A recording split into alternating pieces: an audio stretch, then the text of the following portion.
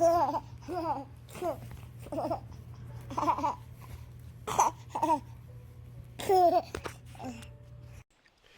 up, what's up, what's up?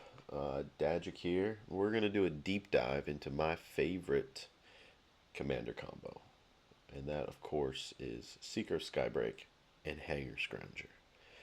Now this came out a year and a half, 2 years ago.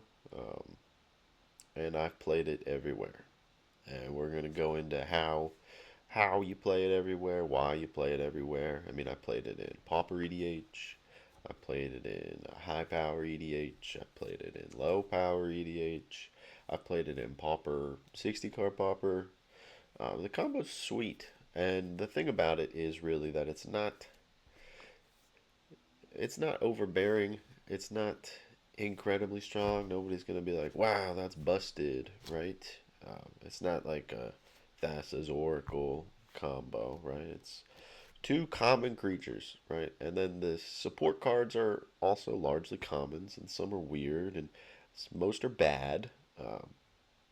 So you end up playing a lot of like dicey cards that all sort of fit together to solve this puzzle, and um, and there's really nothing for anybody to complain about, right? I know people in like mid power EDH pods, get the ick over combos sometimes, but I don't know. I think combo is important to have in any meta, right? Because if you if you outlaw it, even at mid power, then that's exploitable, right? I don't have to play even a Doomblade in my mid power EDH deck because I don't have to worry about a combo. I don't have to worry about something major happening, right? All I have to worry about is combat, right? So I just play another creature and now I can block. Like that's what it boils down to if you just outlaw combo straight up, right? I can understand outlawing Thassa's Oracle to pick on one of the most busted combos in the format, but like all combo is, meh, it doesn't sit with me. Like that's an exploitable situation, and that's something I don't really like about the whole Rule Zero thing. Um, like if you sit down and you tell me all of the rules, well, then that's just something that I can take advantage of, right? If you say there's no combo, we don't play combo. There's no infinites, no extra turn spells, no sweepers, no land destruction. Now I know that, right? I don't have to play anything. I don't have to prepare for anything, right? I can only worry about me and probably do something broken because of your silly rule zeros. So I think there's a line. There's a point where combo is acceptable, even in mid to low power. As long as it's not insane, as long as it's not happening on turn two, right? As long as it's not happening, with one card, right? Or hard to interact with permanents, right? So Seeker Skybreak is a 1 and a green 2/1 elf that has tap untap target creature. It's not the only card with this ability, but it is one of the better ones. It has a relevant creature type. It's in green, which is good for ramp. It being a 2/1 is dicey, but the key is it can target itself, right? So just that one card is an infinite combo. I mean, not doesn't do anything by itself, but infinitely you could tap and untap Seeker Skybreak in a very technical sense. Hangar Scrounger is 2 and a red, Dwarf Pilot 2/1 as well, with backup 1, which means you could put a counter on something when it comes into play, and it gains the rest of Hangar Scrounger's ability, which is whenever this creature becomes tapped, you may discard a card. If you do, draw a card. So now you can see how this comes together. You can tap Seeker Skybreak to untap itself, which will trigger the Scrounger's ability that was given to it, and you'll be able to rummage through your library, as much as you can or want. Um, so that also doesn't do anything by itself. You have to build your deck in such a way that leads to victory. But the combo itself is not broken. Yes, it's two cards, right? Really, two cards and then a bunch of random cards in your deck. It costs 5 mana. It's in green and red, right? Which is not blue and black. And it's both creatures. So like at any point in this combo, a gut shot just stops you dead, right? You're just called to gut shot, right? So there's nothing inherently busted about it. but it fits a nice spot on the power curve where like you gotta be thinking about it. You gotta be ready. You gotta be like I can go off. Really, two cards. Just need two and 5 mana. Um, but the other thing is like it needs a turn cycle, or you have to add a third card to give it haste, right? Because Seeker Skybreak has summoning sickness, so um, it's not overbearing, but it's very strong. It does win the game, and it only takes a couple of cards in your deck to lead from these two cards to victory. And we're going to touch on the lines for all the colors and some commanders that I like. But yeah, I love this combo everywhere because it's powerful, right? But not overbearing. And you got to be worried about it. You got to have it in the back of your mind. After you see it once, you're always going to know, like, oh crap, this can happen. And at the end of the day, if I combo off with Seeker, Skybreak, and Hangar Scrounger, then you might be like miffed a little, but like add another lightning bolt to your deck, or maybe you shouldn't have burned that Doomblade on somebody's random commander. I don't know. You gotta you gotta have things like this in your format to keep everybody honest. At least a little bit. Otherwise, you're just, which is fine. If you just want to play Battlecruiser Magic, I'm not putting down anybody's commander experience.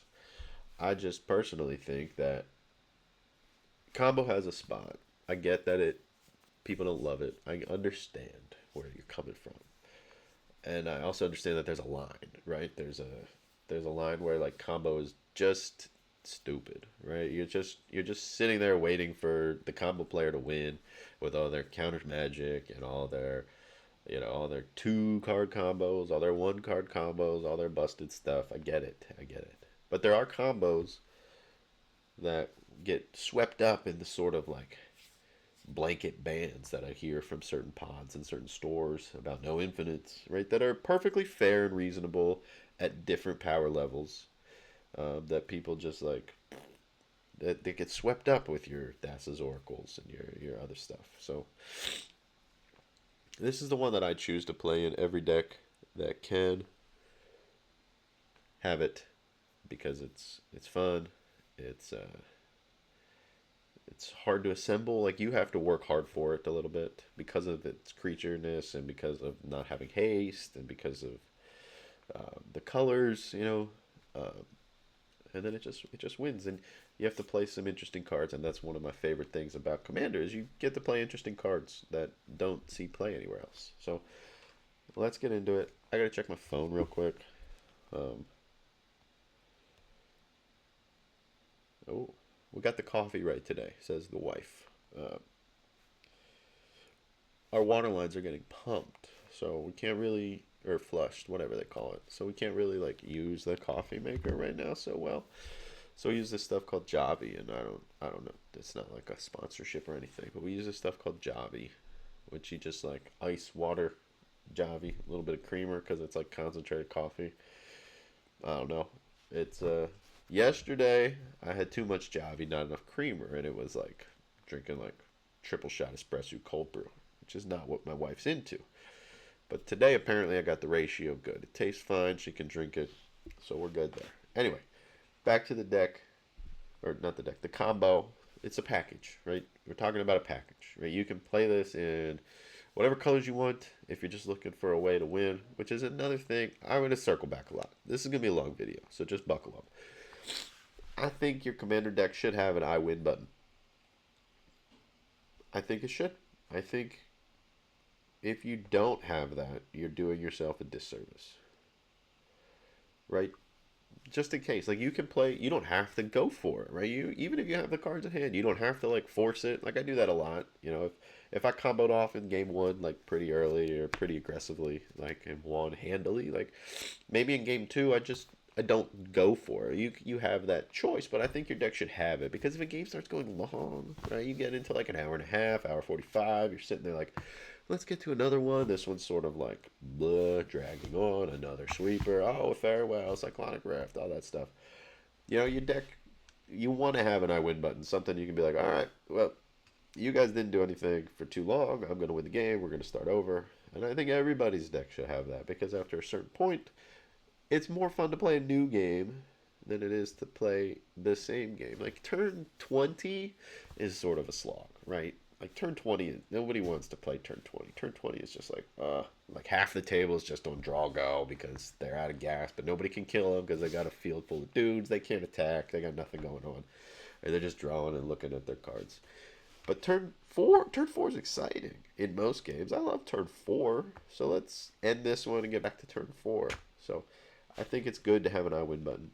And this is a really great I win button because it can fit in any colors. It takes about 7 cards. Half of them are okay, half of them are not. But yeah, I think an I win button is fair to a certain degree. Um, Now again, if your I win button is Thassa's Oracle, then you're probably the problem, right? I think it should exist and be at the power level of your pod, but it should still exist, right? Which is why I hate when I see Reddit threads or stuff, and oh, they outlawed combo. Like you should have one, like somewhere. It doesn't have to be like super good, and maybe it takes 6 cards, right? Half of them are lands, right? But it should exist. Like you should be working. You should be able to work towards something that will in the game. Otherwise, you're all gonna end up hating it by turn 20. And that's my sandbox, soapbox. Sandbox is a different thing. That's a hill that I will die on happily because I feel very strongly about that. Like I don't feel bad about comboing off and winning a commander pod, especially if we're in the double-digit turns. Don't feel bad about it at all. Even if you tell me we're playing precons, I don't feel bad because turn 12, 13, 14, 20. I don't want to be playing that game anymore. I want to be playing the next one. Right? If nobody can win on turn 20 and nobody has an I win button in their deck, like that game's not going anywhere anytime soon. There's like a tipping point where if the game didn't end, it's going to go on for another hour and a half.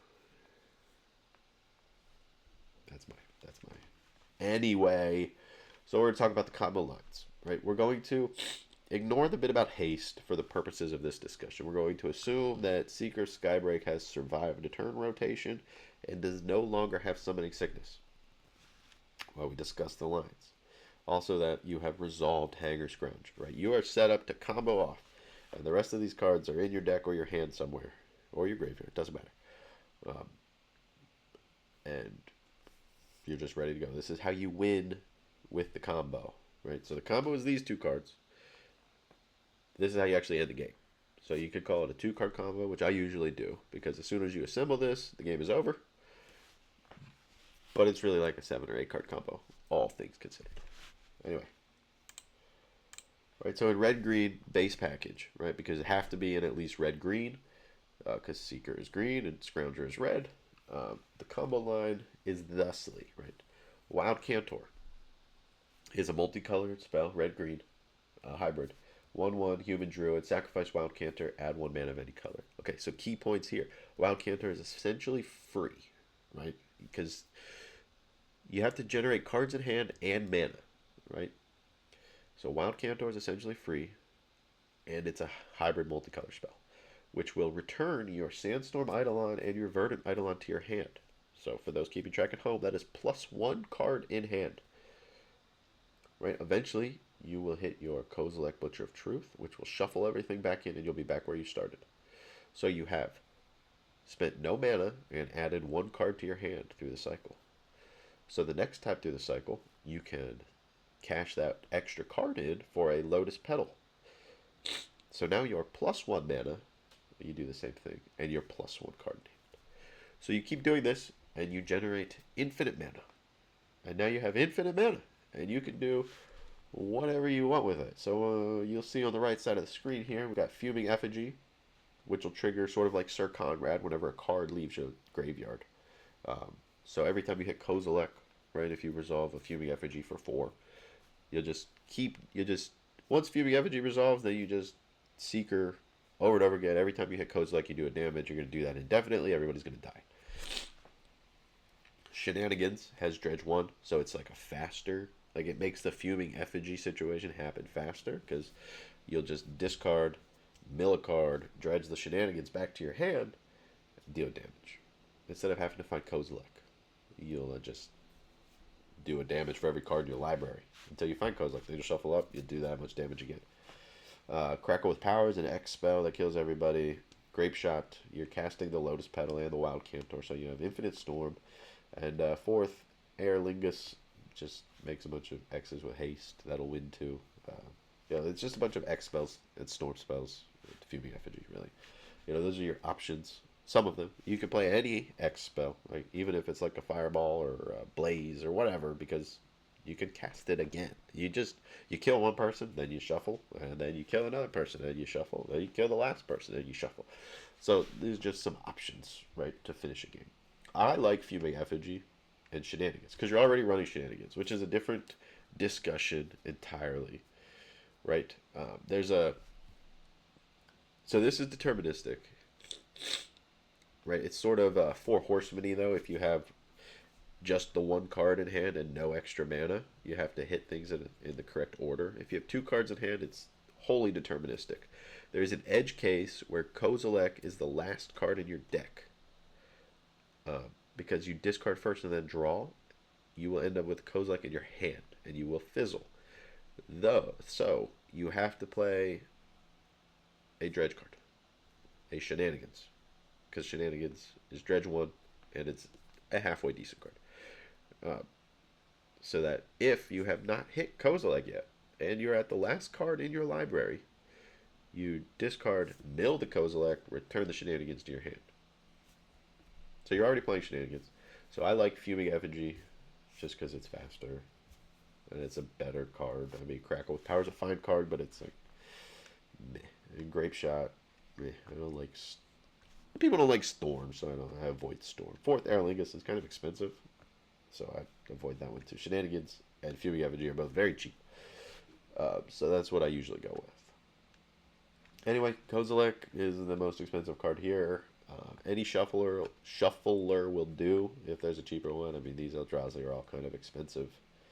I have talked with judges online about whether this trips the sort of breakers that Wizards has put in place to avoid these types of shenanigans, the Four Horsemen scenario, if you will. And the answers was it was gray, right? So with two cards in hand, I'm in control of the situation because I can just keep the Kozilek in my hand and then discard it when I'm ready to shuffle, right? It's not random. I know I'm going to hit all of the cards. None of them have to be discarded in a certain order. And eventually I'm going to shuffle my deck back, and I'm going to advance the board state that way. But with just one card in hand, it's not that. It's very Four Horsemen because you have to hit the Eidolon, the Eidolons and the Wild Cantor first. So it's but since you're drawing and not milling, it's a little grayer. Even though discard draw with one card in hand is basically milling, it's still kind of gray. So the answers I got were not firm, but just don't go off with one card in hand. Go off with two and you're fine. You're definitely fine at two cards because you're driving the situation, and each pass you're advancing the board. You end up each pass with an extra mana, so you're doing something. You're not slow playing. You're not just hoping to not hit Kozilek. You're advancing the board state. The game is going further. You're not going to hit those circuit breakers. So that's the red-green line. It's not the best line, right? Because the Eidolons are really bad. The Wild Cantor, you actually do have to have one mana available to combo off with just red-green because the Wild Cantor doesn't do anything for free. So you need one mana to get started, right? So just playing straight red-green is not the way that I would do it, not the way that I've ever done it, right? I always add another color because the lines get easier the more colors you add. Which makes sense. You have access to more cards, right? One of my favorite lines is the red, green, white line because this is super compact. Look at this, 4 cards, right? We've replaced the Wild Cantor and the 2 Eidolons with Metalwork Colossus and Bartered Cow, right? So in comparison, this line can go off with no mana. It has the same Four Horsemen problem with one card, That's true, but they all do because you can always just theoretically Kozilek could always be the top card in your deck, and you'll never go anywhere. So they'll all have the four horsemen problem with one card. But this one with two cards does not require mana, right? So you're going to pass through your deck. You're going to discard Bartered Cow. You're going to make a food. You're going to shuffle up with Kozilek. You're going to go through your deck. You're going to discard Bartered Cow. You're going to make a food. And then you're going to return a Metalwork Colossus to your hand with those two foods. Metalwork Colossus is an 11 mana 10/10. This spell costs X less to cast, where X is the total mana value of non-creature artifacts you control. Sacrifice 2 artifacts. Return Metalwork Colossus from your graveyard to your hand. So we've made 2 food for free. We have 2 artifacts. We have a Metalwork Colossus in our graveyard, and now we can draw a card. We sacrifice our 2 fake food. Metalwork Colossus comes back, and for those keeping track at home, we are now +1 card in hand. And since we're a +1 card in hand, we can catch that card in hand in for a Lotus Petal, and we have infinite mana, and we can do any of the X spells we already talked about. And I inadvertently mentioned 4th Aerlingus when I was talking about the red-green line. Obviously, that's a white card. You cannot do that, but for the red-green-white line, you can. This is my favorite one, because my favorite red-green-white commander is Rocco, Cabaretti Caterer, who searches for creatures. It's very synergistic. But for those of you that like to be thematic, this is a combo where a caterer kills people with hamburgers.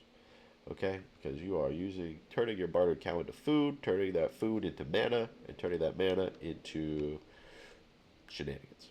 You kill it with hamburgers. It's my favorite. Nobody plays bartered cow. You're the bartered cow guy. You're killing people with bartered cow. That's pretty sweet. Now, the red-green-white deck I do play in Pauper EDH, the Rocco deck, because it's one of the best. And the bartered cow line doesn't work there, of course, because there's no Metalwork Colossus. And unfortunately, which is something I learned that I didn't know at the time, is that Library of Lang and bartered cow do not interact well, because the card doesn't get revealed. It doesn't trigger the ability. It just goes from your hand to the library, doesn't trigger. That's an aside, not important. I wish it worked because it would be sweet, but it doesn't. So, Bartered Cow turns Metalwork Colossus into Lotus Petals. Lotus Petals turns infinite mana into Fuming Effigy shenanigans. Crackle with Power, Grape Shot, 4th Aerlingus, whatever you want. And these cards just have to be in your deck. They can be in your deck, your hand, your library, or your graveyard, right? Which is unique, especially since we talked about Four Horsemen, right? Cards that get stuck in your hand are a problem. You have to worry about getting cards out of your hand. A lot of combos that work like this, you have to worry about cards getting stuck in your hand, and you have to account for that. You don't here. You have to worry about cards getting put in your graveyard before you want them there. Here you don't. So we have a lot of upside there in that this combo doesn't care. The cards just have to not be exiled, and they'll be fine. They'll be available. So red, green, black is probably the most competitive version that I've played. I played it with Slimefoot and Squee, the red, green, black, right? So it's a lot more straightforward. You can see we're at 3 cards instead of 4. So in the red, green, black version, you assemble the combo and you mill your deck, right? If you have 1 card, you're in the Kozilek problem, but 2 cards, you put the Kozilek in your hand, you mill through your deck, and you can hit Basking Rootwalla, the red Rootwalla, and Hangar Scrounger. You can sacrifice, he doesn't matter anymore, to Dread Return. Dread Return brings back Sir Conrad, and then you just sacrifice or discard the Kozilek, shuffle up, deal a bunch of damage, and then you just keep doing that. And Sir Conrad triggers like Fuming Effigy does, and kills everybody every time you discard Kozilek. You know, you only need 1 pass. You don't have to do all the craziness that the red, green, white lines have to do. You don't care about cards in hand. You don't care about making infinite mana because you're just going to kill everybody with Sir Conrad, Kozilek, and an infinite draw engine.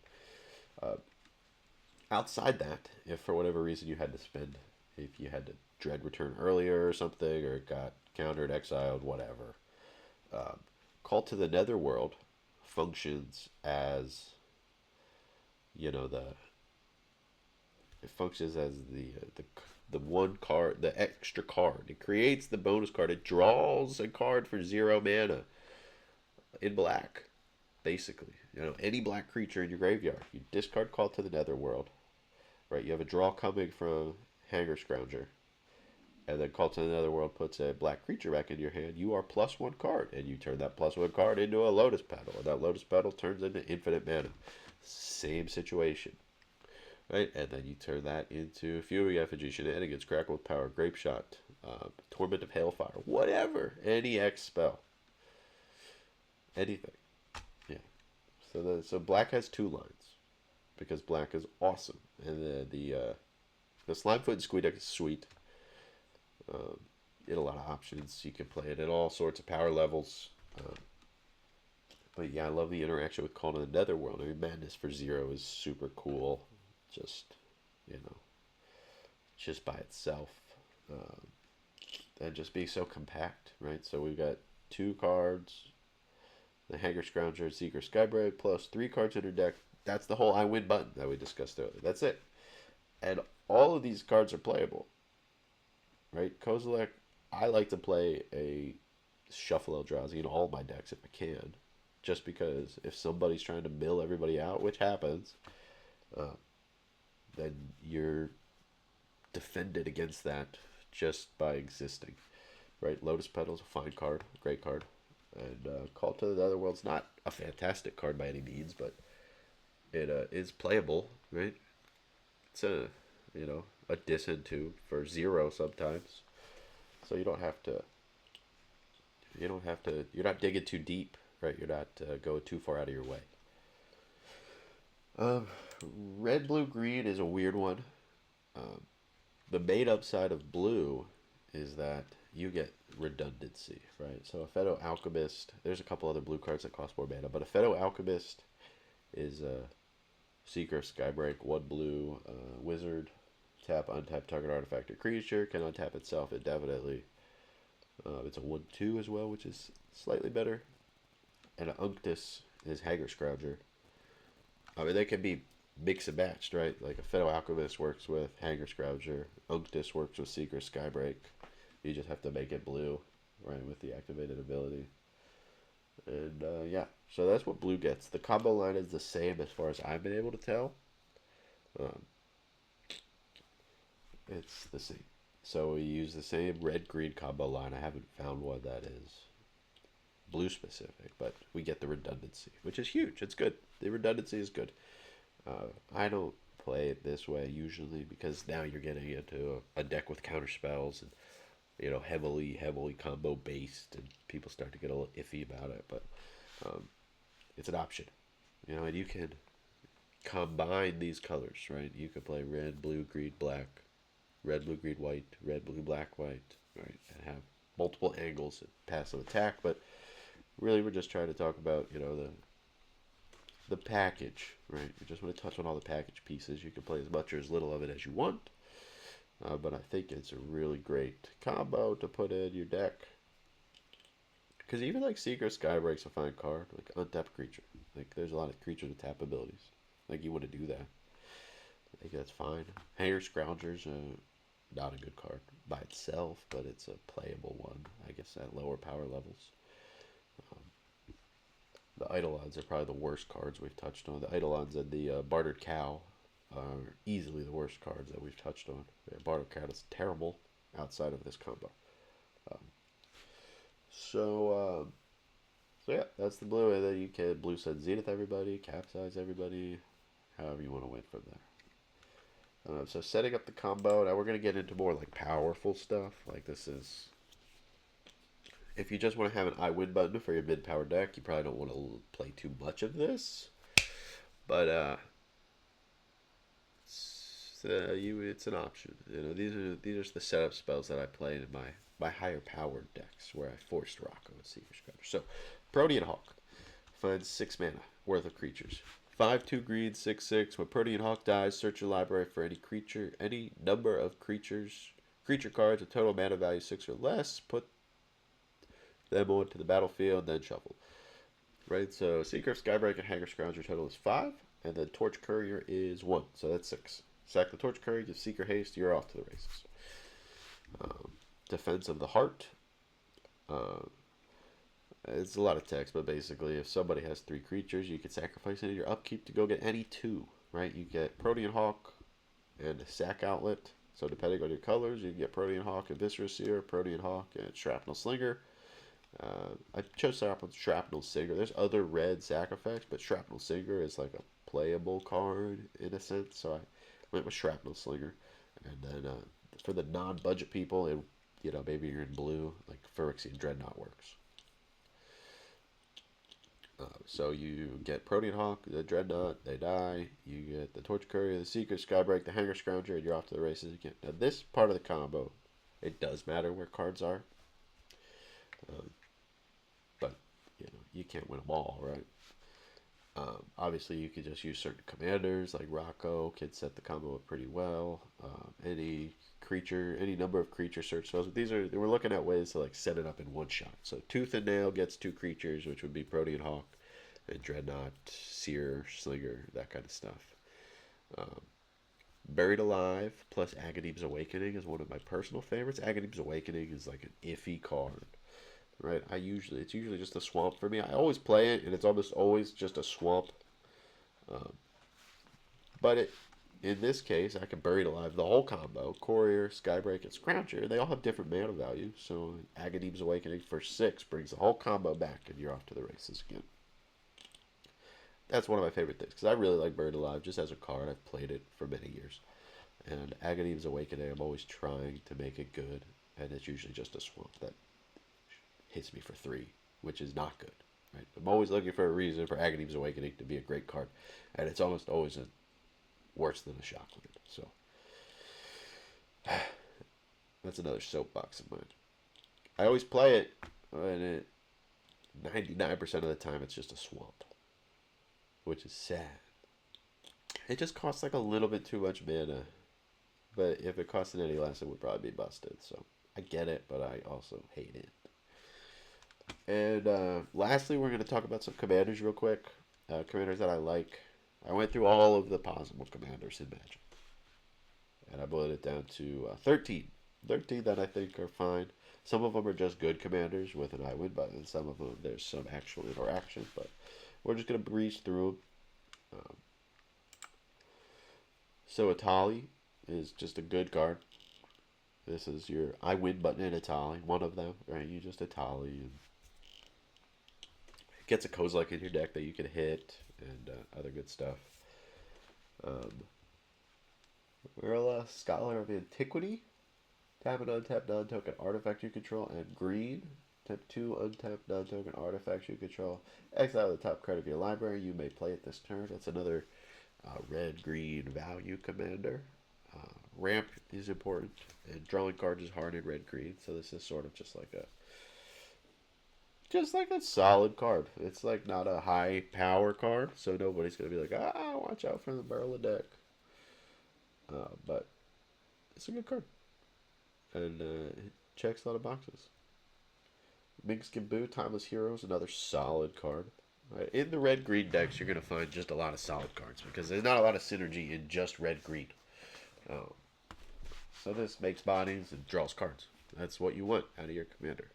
A little bit of removal, a little bit of card draw, and some blockers. Does what you need it to do, so that you can get to your I win button. Yaris, Roar of the Old Gods is a card I've heard before. Its big thing is that first line. Other creatures you control have haste. It takes 1 piece out of the combo. Right? Anything that gives haste is playable as your commander for the sake of this particular engine here. I don't care much about the rest. You can lean into the rest of the text if you want to. I mean, I probably would if I was doing the Yaris deck, but you don't have to. You just play a Morph deck with an I win button. Atla Palani is a favorite of mine. I love Atla Palani with Mirror Entity and loops and stuff. And maybe this isn't the combo that I would play in there, but you can. That's really all I have about that. If I'm playing red, green, white with this combo, I'll play Rocco, Cabaret Caterer. 3x 3/1 when Rocco Cavalry Caterer enters the battlefield. If you cast it, you may search your library for a creature card with mana value X or less, put it onto the battlefield, then shuffle. That's what I'm playing. I'm going to play it, I'm going to sacrifice it to make some more mana, and I'm going to play it again, and I'm going to get all my pieces. That's what I do in Pauper EDH. That's what I do in regular EDH.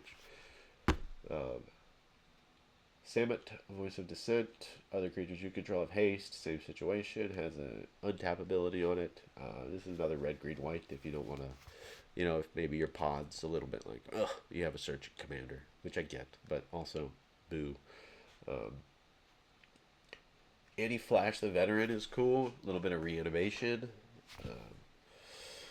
It's 6 mana, 4/5 flash. When anti-flash, the veteran enters the battlefield. If you cast it, return target permanent card with mana value 3 or less from your graveyard to the battlefield tapped. When anti-flash becomes tapped, exile the top cards of your library.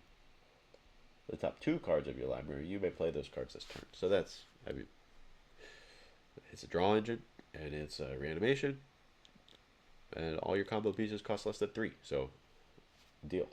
Slimefoot Squee, my favorite variant of this deck. You just get a lot of options. Slimefoot Squee combos with like Dockside and other high power stuff if you want to go more powerful.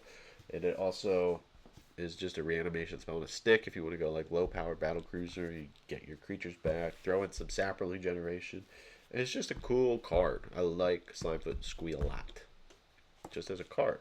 And I think it's good at all the power levels. It might be too good, right? Maybe you can't play it at a 6, even if you build it to be a 6. But maybe it's a 7. I don't know. I don't really like the numbers in general, but anyway, Slimefoot Squeeze is my favorite. You get the 3 card black lines, and yeah, you get this scary 3/3, 3 mana 3/3. When Slimefoot Squeeze enters the battlefield or attacks, create a 1/1 green sapperling creature token. Pay 4, sacrifice a sapperling, return Slimefoot Squee, and up to 1 other target creature card from your graveyard to the battlefield. Activate only as a sorcery. So it's just a reanimation engine that just keeps coming back, right? Which is like the choke point is you're playing a creature-based combo, right? And you can only play so much reanimation, you can only play so much protection. So if your commander affords you a sort of like a built-in reanimation engine that can just keep coming, your opponents have to know that your combo's coming back, right? You can stop me, but you got to be ready to stop me again and again and again and again, because if this game drags on, I'm going to keep trying to win over and over and over and over and over again. Loot the Key to Everything is one of the blue commanders I picked up. It's just like a draw engine with Ward. That's it. I don't really like it, but there's not a lot of like red, green, blue commanders that I do like for this deck, so it is what it is. Sarg Dragonclaw is keeps your creatures from getting countered. That's about it. I mean, it's like the haste. Like the rest of the text doesn't matter, but having some counterspell protection is nice, I guess. Omnath, Locus of Creation, gives you the white and the blue line, so you get the redundancy and you get the hamburger line. And Omnath is just a great card. Like, Omnath is probably too powerful by itself to be at like a mid-power table, right? If you're like, oh, I'm going to play my Omnath deck, everybody's going to be like, you're a bad person and you should feel bad. And I get that. And then, lastly, Kenrith.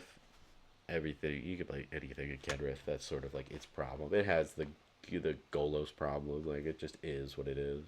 Right, it gives haste, it draws cards, it gains life, it pumps creatures, it reanimates. Like, it does everything. You just ramp a bunch, play Kenrith, and you just keep doing your thing. So, if you want to play this, these are the commanders I would pick if you want to play the combo. But at the same time, if you're playing red and green and anything else, I would consider adding this to your deck. Just as an I win button. Just as a I'm gonna end this game eventually. If nobody else does, I will end it eventually. And that's my soapbox. Thanks for listening to me rant and rave about combo in mid-power EDH. I don't know where that came from. That wasn't the intent, but we're here now. You might be able to hear I'm a little congested. That's on me. I have a toddler who goes to daycare, and every once in a while I get the daycare flu. My body's not really She got over it in about 24 hours. I've been dealing with this for about 48 now. It was a head cold yesterday, but now it's just like all in my nose. So I'm gonna go take some Mucinex and you know, Javi hit me up. You know, that would be cool. That would be cool. I'll rep Javi all day long. I think I have a Mucinex out here somewhere. Oh, there it is. Yeah, Mucinex. No, I want to get away from Mucinex. Um, but yeah, comment, like, subscribe, whatever. Let me know if I'm dumb or if this is stupid or if my opinion is bad. I don't care. You know, I don't think it's a hot take. I think it's a pretty lukewarm take, right? I sort of deliver a lot of lukewarm takes. Um, I don't like games that go on for 2.5 hours, right? If your battle cruiser game can end in an hour and a half, go for it. But in my experience, those games take way too long. Especially like the further down the power level you go, right? And for a minute, for a while, they're like pretty intense, right? I can see where they're intense, right? Blocking and trading and who to attack and when to attack. Do I want to make any enemies? Like, I get it. For a while, it becomes, it's interesting. But then it's not all of a sudden. Eventually, it's not interesting at all. You're all just sitting there staring at each other, waiting for someone to draw, like, a Wrath of God, maybe. Or just, like a big X spell, some 14-mana card that nobody ever plays because, nobody's games last this long. Ah, here we go. I got going again. Thanks for watching. Hit me up, Twitter, YouTube, whatever. I'm always around. Thanks, guys. Peace.